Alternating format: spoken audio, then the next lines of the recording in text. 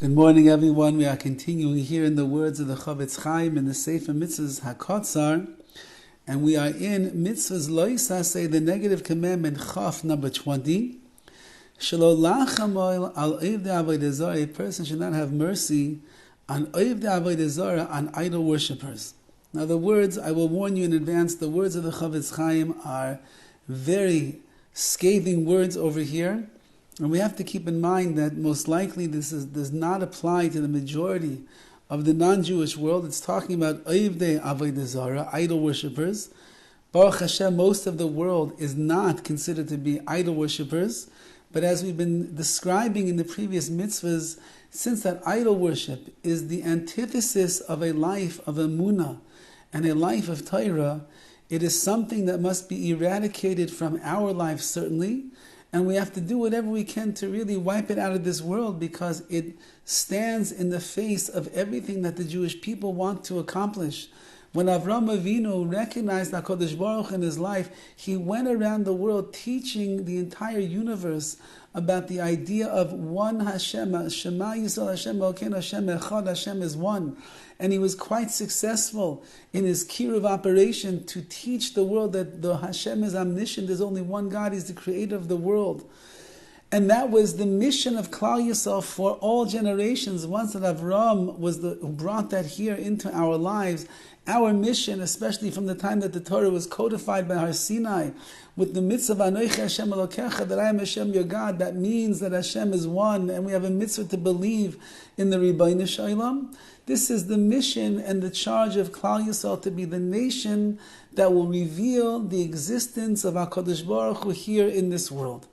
Avodah Zarah, which means people that go and they worship idols. They worship sticks and stones and mountains, the sun, the moon, the stars, the celestial heavens. People that worship those things, they are deniers of the very existence of the Ribbono Shel Olam, and they deny the reality of this world, and that is dangerous. It's toxic in the spiritual realm to every single neshama that is in this world to live in a place where the germs of heresy are all around. And therefore, these mitzvahs that we're learning right now have been very clear. We have to do whatever we can to steer clear of Avodah Zarah.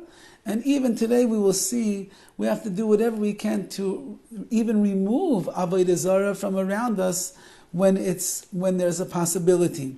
Shenemar, like it says, V'loi sechanem. It says, do not show mercy to those that are Oivdei Avodah Zarah, that are idol worshippers. Ra akum tevei b'nahar. If you would see an idol worshipper, again, I believe that according to the Torah over here and the Paiskim, we're talking about a person that is full-fledged idol worship. You see him tevei b'nahar, he's drowning in the river. Lo yatzilenu, don't save him. The guy was just in the midst bowing down to an idol, now he's drowning in the river. You leave him alone, because he's adding poison to this world. If he's very ill, and you're a doctor, and you know the treatments that could save his life, lo yarpehu, don't heal him, because the man is spreading his toxins and his disease into the world, his disease of heresy and lack of emunah. We don't need that. V'im yoreh mehem, however, if you're afraid of them, which means oy mishum eva, or you're also concerned that if you don't save this person or you don't heal this person, there's going to be consequences. He's going to tell all of his cronies that there's a Jew over there who saw me sick and he refused to heal me. Or somebody else will see that you were walking past the river and they know that you're a good swimmer, and you hear the guy screaming, help, help, and you just walked past as if you didn't hear him. And it's going to create an ava. It's not going to be good for the Jewish people. Who knows what the idol worshippers will end up taking out against our nation. Yarpeu b'schar. So then you do heal him. He comes to your practice, he comes to the hospital, you do heal him. However, b'schar, you do it for free. Avaloi b'chinam, you're not obligated to heal this person for free. You do it, you make some money off the transaction over here. V'asa la'avda b'yadayim. Furthermore, says the Chavetz Chaim, you're not allowed to end this man's life with your own hands, of course. can't kill him, or the dachva, the boar, or throw him down into a pit, or anything similar which is going to take his life prematurely. That you can't do, even though he's of the avodah zara. We're not murderers. Chas v'chalila, the Jewish people don't do that.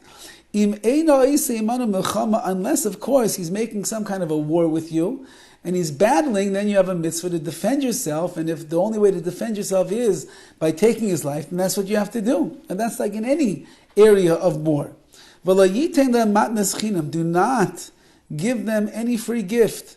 Don't give them gifts. They don't deserve it. Says the Chavetz Chaim over here. These people are indoctrinating the society to go against HaKadosh Baruch Hu, to do the wrong things, to believe in idols and the like, and dismiss HaKadosh Baruch Hu's existence. So we don't show friendliness with them. We don't give them things. When you give to somebody, they are indebted to you. They become friendly with you. You create a bond.